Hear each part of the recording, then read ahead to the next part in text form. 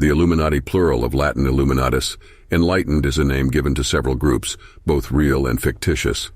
Historically, the name usually refers to the Bavarian Illuminati, an Enlightenment-era secret society founded on the 1st of May 1776 in Bavaria, today part of Germany. The society's stated goals were to oppose superstition, obscurantism, religious influence over public life, and abuses of state power.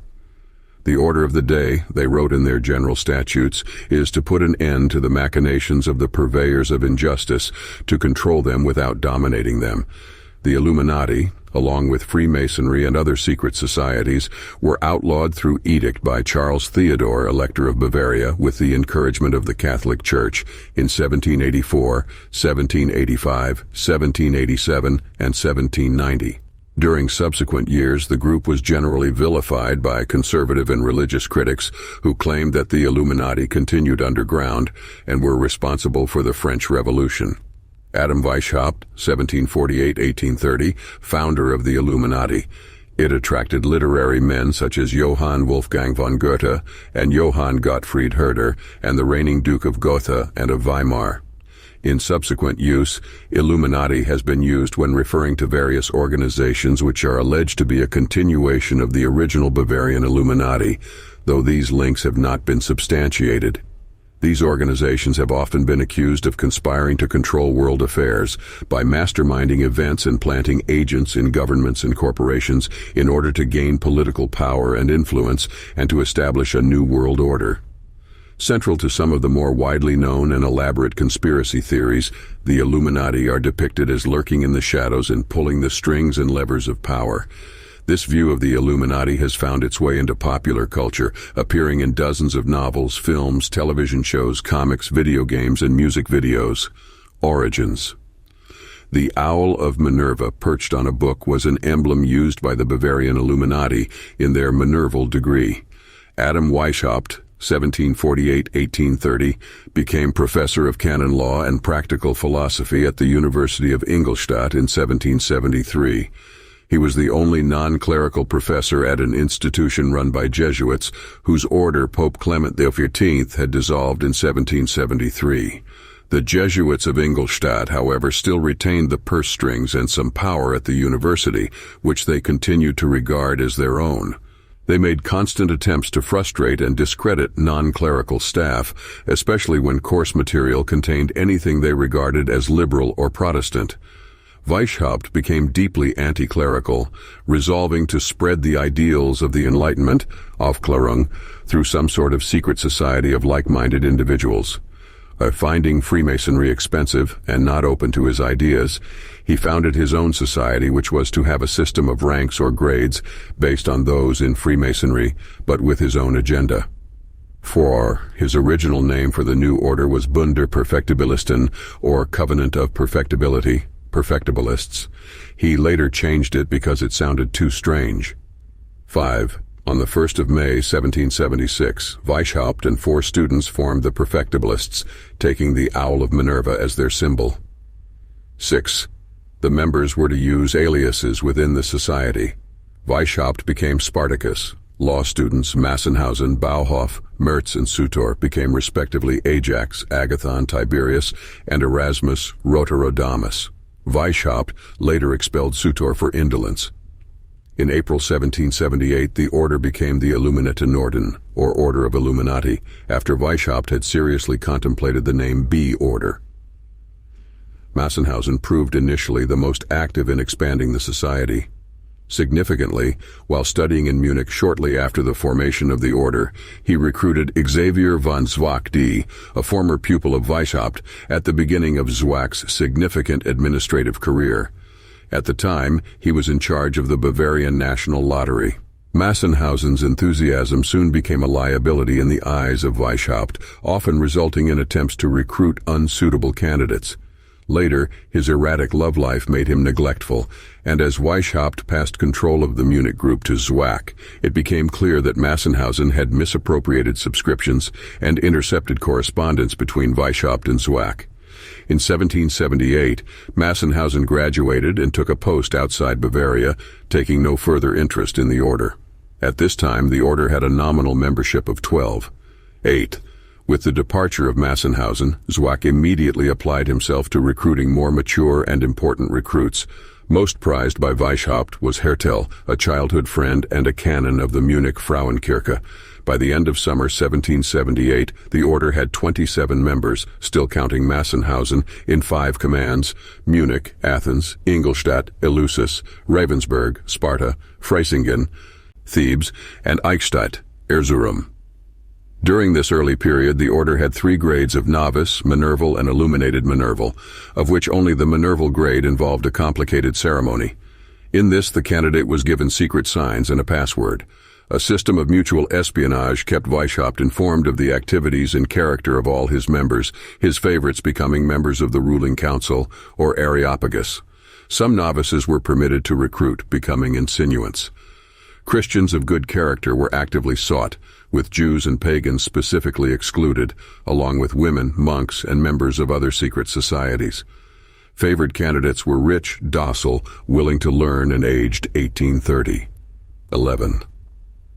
Transition. Having with difficulty dissuaded some of his members from joining the Freemasons, Weishaupt decided to join the older order to acquire material to expand his own ritual. He was admitted to Lodge Prudence of the Rite of Strict Observance early in February 1777.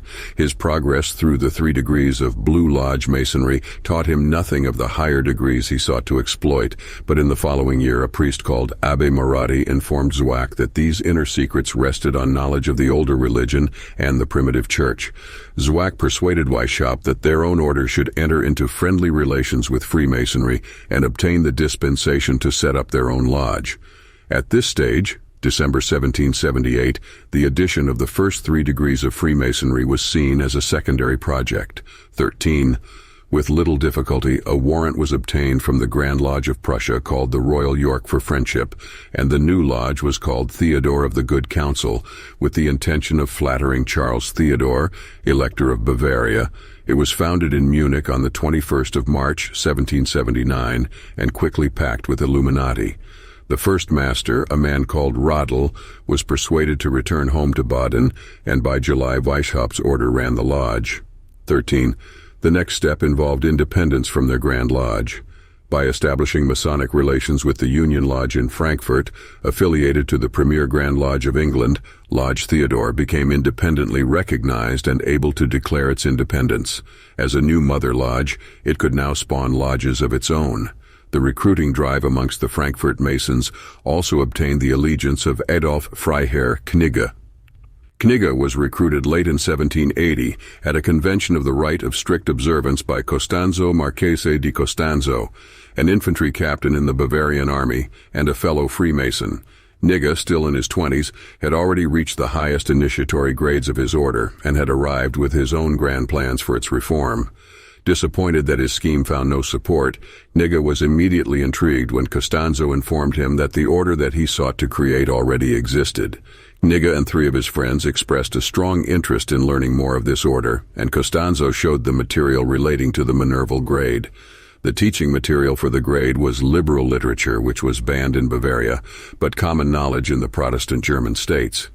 Knigge's 3 companions became disillusioned and had no more to do with Costanzo, but Knigge's persistence was rewarded in November 1780 by a letter from Weishaupt. Knigge's connections, both within and outside of Freemasonry, made him an ideal recruit. Knigge, for his own part, was flattered by the attention and drawn towards the order's stated aims of education and the protection of mankind from despotism. Weishaupt managed to acknowledge and pledge to support Knigge's interest in alchemy and the higher sciences. Knigge replied to Weishaupt outlining his plans for the reform of Freemasonry as the strict observance began to question its own origins. 14. Weishaupt set Knigge the task of recruiting before he could be admitted to the higher grades of the order. Knigge accepted, on the condition that he be allowed to choose his own recruiting grounds. Many other Masons found Knigge's description of the new Masonic order attractive and were enrolled in the Minerval grade of the Illuminati. Knigge appeared at this time to believe in the most serene superiors, which Weishaupt claimed to serve. His inability to articulate anything about the higher degrees of the order became increasingly embarrassing, but in delaying any help, Weishaupt gave him an extra task. Provided with material by Weishaupt, Knigge now produced pamphlets outlining the activities of the outlawed Jesuits, purporting to show how they continued to thrive and recruit, especially in Bavaria. Meanwhile, Knigge's inability to give his recruits any satisfactory response to questions regarding the higher grades was making his position untenable, and he wrote to Weishaupt to this effect. In January 1781, faced with the prospect of losing Knigge and his Masonic recruits, Weishaupt finally confessed that his superiors and the supposed antiquity of the order were fictions, and the higher degrees had yet to be written. If Knigge had expected to learn the promised deep secrets of Freemasonry in the higher degrees of the Illuminati, he was surprisingly calm about Weishaupt's revelation. Weishaupt promised Knigge a free hand in the creation of the higher degrees and also promised to send him his own notes. For his own part, Knigge welcomed the opportunity to use the order as a vehicle for his own ideas. His new approach would, he claimed, make the Illuminati more attractive to prospective members in the Protestant princedoms of Germany. In November 1781, the Areopagus advanced Knigge 50 florins to travel to Bavaria, which he did via Swabia and Franconia, meeting and enjoying the hospitality of other Illuminati on his journey. Internal problems. The order had now developed profound internal divisions. In July 1780, the Eichstätt command had formed an autonomous province, and a rift was growing between Weishaupt and the Areopagus, who found him stubborn, dictatorial, and inconsistent. Knigge fitted readily into the role of peacemaker. In discussions with the Areopagus and Weishaupt, Knigge identified two areas which were problematic. Weishaupt's emphasis on the recruitment of university students meant that senior positions in the order often had to be filled by young men with little practical experience. Secondly, the anti-Jesuit ethos of the order at its inception had become a general anti-religious sentiment, which Knigge knew would be a problem in recruiting the senior Freemasons that the order now sought to attract. Knigge felt keenly the stifling grip of conservative Catholicism in Bavaria and understood the anti-religious feelings that this produced in the liberal Illuminati, but he also saw the negative impression these same feelings would engender in Protestant states, inhibiting the spread of the order in Greater Germany. Both the Areopagus and Weishaupt felt powerless to do anything less than give Knigge a free hand. He had the contacts within and outside of Freemasonry that they needed, and he had the skill as a ritualist to build their projected gradal structure, where they had ground to a halt at Illuminatus Minor, with only the Minerval grade below and the merest sketches of higher grades. The only restrictions imposed were the need to discuss the inner secrets of the highest grades and the necessity of submitting his new grades for approval. 15. Meanwhile, the scheme to propagate Illuminatism as a legitimate branch of Freemasonry had stalled. While Lodge Theodore was now in their control, a chapter of elect masters attached to it only had one member from the order and still had a constitutional superiority to the craft lodge controlled by the Illuminati. The chapter would be difficult to persuade to submit to the Areopagus and formed a very real barrier to Lodge Theodore becoming the first mother lodge of a new illuminated Freemasonry. A treaty of alliance was signed between the order and the chapter, and by the end of January 1781, 4 daughter lodges had been created, but independence was not in the chapter's agenda. 15. Costanza wrote to the Royal York pointing out the discrepancy between the fees dispatched to their new Grand Lodge and the service they had received in return. The Royal York, unwilling to lose the revenue, offered to confer the higher secrets of Freemasonry on a representative that their Munich brethren would dispatch to Berlin. Costanza accordingly set off for Prussia on the 4th of April 1780, with instructions to negotiate a reduction in Theodore's fees while he was there. On the way, he managed to have an argument with a Frenchman on the subject of a lady with whom they were sharing a carriage. The Frenchman sent a message ahead to the king sometime before they reached Berlin, denouncing Costanza as a spy. He was only freed from prison with the help of the Grand Master of Royal York and was expelled from Prussia having accomplished nothing. New system. Knigge's initial plan to obtain a constitution from London would, they realized, have been seen through by the chapter. Until such time as they could take over other Masonic lodges that their chapter could not control, they were for the moment content to rewrite the 3 degrees for the lodges which they administered. 15. On the 20th of January 1782, Knigge tabulated his new system of grades for the order. These were arranged in 3 classes. Class 1 entered the nursery, consisting of the novitiate, the minerval, and illuminatis minor. Class 2, the Masonic grades. The 3 Blue Lodge grades of apprentice, companion, and master were separated from the higher Scottish grades of Scottish novice and Scottish knight. Class 3, the mysteries. The lesser mysteries were the grades of priest and prince, followed by the greater mysteries in the grades of mage and king. It is unlikely that the rituals for the greater mysteries were ever written. Attempts at expansion. Knigge's recruitment from German Freemasonry was far from random. He targeted the masters and wardens, the men who ran the lodges, and were often able to place the entire lodge at the disposal of the Illuminati. In Aachen, Baron de Witte, master of Constancy Lodge, caused every member to join the order. In this way, the order expanded rapidly in central and southern Germany and obtained a foothold in Austria. Moving into the spring of 1782, the handful of students that had started the order had swelled to about 300 members, only 20 of the new recruits being students. In Munich, the first half of 1782 saw huge changes in the government of Lodge Theodore. In February, Weishaupt had offered to split the lodge, with the Illuminati going their own way, and the chapter taking any remaining traditionalists into their own continuation of Theodore. At this point, the chapter unexpectedly capitulated, and the Illuminati had complete control of lodge and chapter. In June, both lodge and chapter sent letters severing relations with Royal York, citing their own faithfulness in paying for their recognition and Royal York's failure to provide any instruction into the higher grades. Their neglect of Costanza, failure to defend him from malicious charges or prevent his expulsion from Prussia, were also cited. They had made no effort to provide Costanza with the promised secrets, and the Munich Masons now suspected that their brethren in Berlin relied on the mystical French higher grades, which they sought to avoid. Lodge Theodore was now independent. The rite of strict observance was now in a critical state. Its nominal leader was Prince Karl of Sodermanland, later Charles XIII of Sweden, openly suspected of trying to absorb the rite into the Swedish rite, which he already controlled. The German lodges looked for leadership to Duke Ferdinand of Brunswick-Wolfenbüttel. Suspicion turned to open contempt when it transpired that Karl regarded the Stuart heir to the British throne as the true Grand Master, and the lodges of the strict observance all but ignored their Grand Master. This impasse led to the convent of Wilhelmsbad. Delayed from the 15th of October 1781, the last convention of the strict observance finally opened on the 16th of July 1782 in the spa town of Wilhelmsbad on the outskirts of now part of Hanau.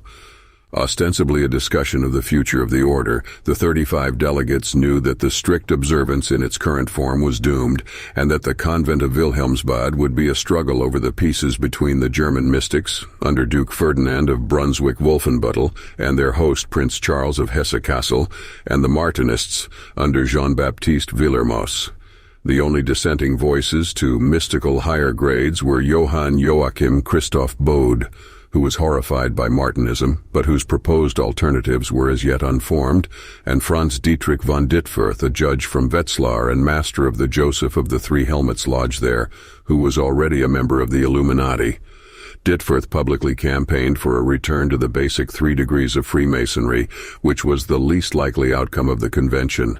The mystics already had coherent plans to replace the higher degrees. 17. The lack of a coherent alternative to the 2 strains of mysticism allowed the Illuminati to present themselves as a credible option. Dittfurth, prompted and assisted by Knigge, who now had full authority to act for the order, became their spokesman. Knigge's original plan to propose an alliance between the 2 orders was rejected by Weishaupt, who saw no point in an alliance with a dying order. His new plan was to recruit the Masons opposed to the Templar higher degree of the strict observance. 17. At the convent, Dittfurth blocked the attempts of Villermoz and Hesse to introduce their own higher grades by insisting that full details of such degrees be revealed to the delegates. The frustration of the German mystics led to their enrolling Count Kolowrat with the Illuminati, with a view to later affiliation. Dittfurth's own agenda was to replace all of the higher degrees with a single 4th degree, with no pretensions to further Masonic revelations. Finding no support for his plan, he left the convent prematurely, writing to the Areopagus that he expected nothing good of the assembly. In an attempt to satisfy everybody, the convent of Wilhelmsbad achieved little. They renounced the Templar origins of their ritual while retaining the Templar titles, trappings, and administrative structure. Charles of Hesse and Ferdinand of Brunswick remained at the head of the order, but in practice the lodges were almost independent. The Germans also adopted the name of the French Order of Willermos, les Chevaliers Bienfaisants de la Cité Sainte, Good Knights of the Holy City, and some Martinist mysticism was imported into the first 3 degrees, which were now the only essential degrees of Freemasonry. Crucially, individual lodges of the order were now allowed to fraternize with lodges of other systems. The new Scottish grade, introduced with the Leon ritual of Willermos, was not compulsory. Each province and prefecture was free to decide what, if anything, happened after the 3 craft degrees. Finally, in an effort to show that something had been achieved, the convent regulated at length on etiquette, titles, and a new numbering for the provinces. Knigge was recruited late in 1780 at a convention of the rite of strict observance by Costanzo Marchese di Costanzo, an infantry captain in the Bavarian army and a fellow Freemason. Knigge, still in his 20s, had already reached the highest initiatory grades of his order and had arrived with his own grand plans for its reform. Disappointed that his scheme found no support, Knigge was immediately intrigued when Costanzo informed him that the order that he sought to create already existed. Knigge and 3 of his friends expressed a strong interest in learning more of this order, and Costanzo showed them material relating to the Minerval grade. The teaching material for the grade was liberal literature, which was banned in Bavaria, but common knowledge in the Protestant German states. Knigge's 3 companions became disillusioned and had no more to do with Costanzo, but Knigge's persistence was rewarded in November 1780 by a letter from Weishaupt. Knigge's connections, both within and outside of Freemasonry, made him an ideal recruit. Knigge, for his own part, was flattered by the attention and drawn towards the order's stated aims of education and the protection of mankind from despotism. Weishaupt managed to acknowledge and pledge to support Knigge's interest in alchemy and the higher sciences. Knigge replied to Weishaupt outlining his plans for the reform of Freemasonry as the strict observance began to question its own origins. 14. Weishaupt set Knigge the task of recruiting before he could be admitted to the higher grades of the order. Knigge accepted, on the condition that he be allowed to choose his own recruiting grounds. Many other Masons found Knigge's description of the new Masonic order attractive and were enrolled in the Minerval grade of the Illuminati. Knigge appeared at this time to believe in the most serene superiors, which Weishaupt claimed to serve. His inability to articulate anything about the higher degrees of the order became increasingly embarrassing, but in delaying any help, Weishaupt gave him an extra task. Provided with material by Weishaupt, Knigge now produced pamphlets outlining the activities of the outlawed Jesuits, purporting to show how they continued to thrive and recruit, especially in Bavaria. Meanwhile, Knigge's inability to give his recruits any satisfactory response to questions regarding the higher grades was making his position untenable, and he wrote to Weishaupt to this effect. In January 1781, Lodge Theodore, newly independent from Royal York, set themselves up as a provincial Grand Lodge. Knigge, in a letter to all the Royal York lodges, now accused that Grand Lodge of decadence. Their Freemasonry had allegedly been corrupted by the Jesuits. Strict observance was now attacked as a creation of the Stuarts, devoid of all moral virtue. The Zinzendorf rite of the Grand Land Lodge of the Freemasons of Germany was suspect because its author was in league with the Swedes. This direct attack had the opposite effect to that intended by Weishaupt. It offended many of its readers. The Grand Lodge of the Grand Orient of Warsaw, which controlled Freemasonry in Poland and Lithuania, was happy to participate in the Federation only as far as the first 3 degrees. Their insistence on independence had kept them from the strict observance and would now keep them from the Illuminati, whose plan to annex Freemasonry rested on their own higher degrees. By the end of January 1783, the Illuminati's Masonic contingent had 7 lodges. 17. It was not only the clumsy appeal of the Illuminati that left the Federation short of members. Lodge Theodore was recently formed and did not command respect like the older lodges. Most of all, the Freemasons most likely to be attracted to the Federation saw the Illuminati as an ally against the mystics and Martinists, but valued their own freedom too highly to be caught in another restrictive organization. Even Ditfurth, the supposed representative of the Illuminati at Wilhelmsbad, had pursued his own agenda at the convent. 17. The non-mystical Frankfurt lodges created an eclectic alliance, which was almost indistinguishable in constitution and aims from the Illuminati's federation.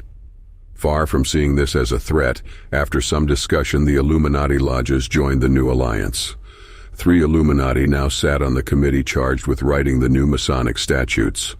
Aside from strengthening relations between their 3 lodges, the Illuminati seem to have gained no advantage from this maneuver. Ditfurth, having found a Masonic organization that worked towards his own ambitions for Freemasonry, took little interest in the Illuminati after his adherence to the Eclectic Alliance. In reality, the creation of the Eclectic Alliance had undermined all of the subtle plans of the Illuminati to spread their own doctrine through Freemasonry. Zenith. Although their hopes of mass recruitment through Freemasonry had been frustrated, the Illuminati continued to recruit well at an individual level. In Bavaria, the succession of Charles Theodore initially led to a liberalization of attitudes and laws, but the clergy and courtiers, guarding their own power and privilege, persuaded the weak-willed monarch to reverse his reforms, and Bavaria's repression of liberal thought returned. This reversal led to a general resentment of the monarch and the church among the educated classes, which provided a perfect recruiting ground for the Illuminati. A number of Freemasons from Prudence Lodge, disaffected by the Martinist rites of the Chevalier Bienfaisant, joined Lodge Theodore, who set themselves up in a gardened mansion which contained their library of liberal literature. 18. Illuminati circles in the rest of Germany expanded. While some had only modest gains, the circle in Mainz almost doubled from 31 to 61 members. Reaction to state Catholicism led to gains in Austria, and footholds were obtained in Warsaw, Pressburg, Bratislava, Tyrol, Milan, and Switzerland. 18. The total number of verifiable members at the end of 1784 is around 650. Weishaupt and Hertel later claimed a figure of 2,500. The higher figure is largely explained by the inclusion of members of Masonic lodges that the Illuminati claim to control, but it is likely that the names of all the Illuminati are not known, and the true figure lies somewhere between 650 and 2,500. The importance of the order lay in its successful recruitment of the professional classes, churchmen, academics, doctors and lawyers, and its more recent acquisition of powerful benefactors. Karl August, Grand Duke of Saxe-Weimar-Eisenach, Ernest II, Duke of Saxe-Gotha-Altenburg, with his brother and later successor August, Karl Theodor Anton Maria von Dahlberg, Governor of Erfurt, Duke Ferdinand of Brunswick-Wolfenbüttel, already mentioned, his chief assistant in Masonic matters, Johann Friedrich von Schwarz and Count Metternich of Koblenz were all enrolled. In Vienna, Count Brigido, governor of Galicia, Count Leopold Kolorat, chancellor of Bohemia with his vice-chancellor Baron Kressel, Count Palfy von Erdod, chancellor of Hungary, Count Banfi, governor and provincial Grand Master of Transylvania, Count Stadion, ambassador to London, and Baron von Swieten, minister of public education, also joined. Thank you for watching. Please subscribe AH Dimension for more content like this.